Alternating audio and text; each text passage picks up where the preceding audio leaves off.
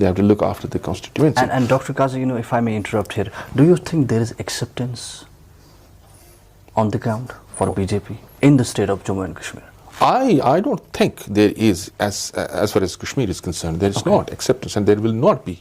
Okay. There will not be an acceptance of BJP. Okay. And what is the way forward? Because let's touch the fragile issue on the ground right now. People have fear. Yes. They have no direction to go. Yes.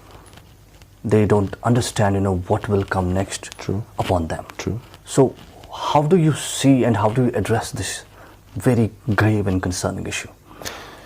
You see, this is a very, very complicated issue. Our party, Unity Convention, has been working on this issue not today, but for a long time now. Okay. We understand that, see, these are the issues which are basically complicated to such an extent that you won't be in a position to say, give it a one sentence answer to all the questions, all these things which you asked. Now, at the same time, we have to understand that a lot of blood has already been shed. Jhelum is already red, right? We, the people of Kashmir, cannot afford to shed more blood for issues like which are actually have been non-issues, like Article 370. It has actually been a non-issue if we go back into the history. And we have been always taking it, and not we have been always taking it on our own, but we have been always fed the narrative that this is the main issue.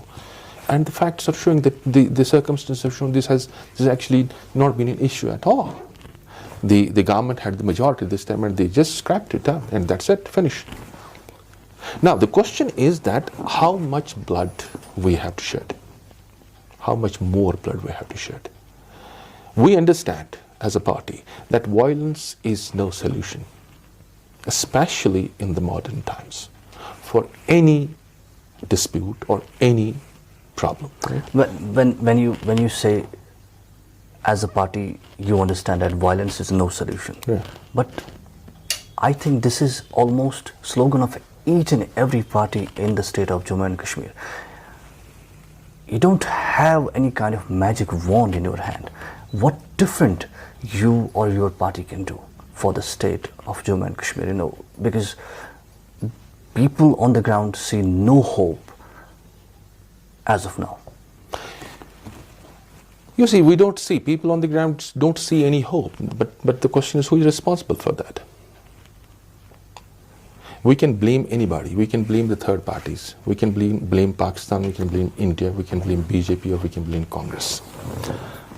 But the problem is that have we ever tried to blame our own selves? Don't we have the responsibility to do an introspection and come up with the solutions? What we want that we should create a dialogue, dialogue amongst ourselves. When you say we, you are... I mean, it's the people of Kashmir. People of Kashmir, we should create a dialogue. And that dialogue, in that dialogue amongst ourselves, the solutions have to come. We have to understand the problem first. When you understand the problem, 80% of the solution is already in your hand. You have to try only for the 20% of the solution, right? Now, first of all, we have to come out of this deception that this Article 370 and all other constitutional measures and the Constitution of Kashmir has been of any use to us so far. It has been an instrument of deception, right? We have to come out of that, right? Now, we have to make it a point that we have to adopt a pragmatic approach to our problem. Now, right now, we are embroiled in a conflict which has risen out of the issue, and that issue is Kashmir issue, right? It's no, I mean, everybody knows it. Now you cannot hide it. But this issue is between two countries, India and Pakistan. Now there is a worldwide narrative about that. India and Pakistan. This is a bilateral issue. Now, if this is a bilateral issue, where are we in this issue of Kashmir?